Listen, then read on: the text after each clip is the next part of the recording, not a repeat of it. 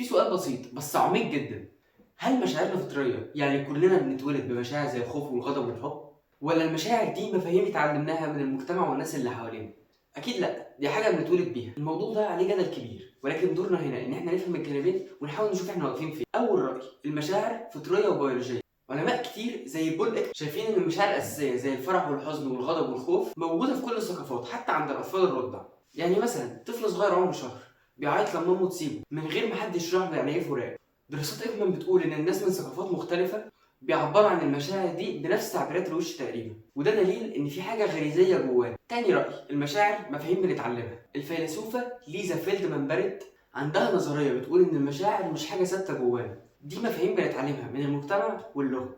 يعني اللي احنا بنسميه غيره او خجل او حتى اكتئاب دي مشاعر بيتحدد شكلها وتسميتها حسب الثقافه اللي احنا عايشين فيها. والدليل ان في مشاعر في لغات معينه مش موجود ليها ترجمه اصلا في لغات تانية.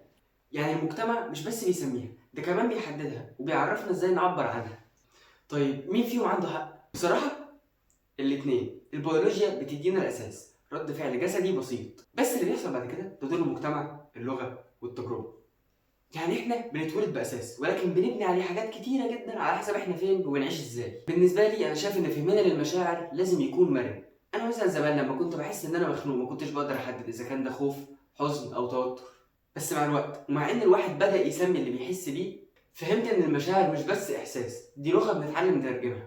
والفهم ده غير علاقتي بالناس، لكن كمان هو اللي قدامي حاسس بايه وبيعبر ازاي، وده فرق كبير في اي علاقه سواء كانت صداقه او شغل او حتى مع نفسك. في كيلو برينير بنحب نفكر بصوت عالي، ولو الموضوع شدك اعمل لايك وسبسكرايب واكتب لي رايك في الكومنتات.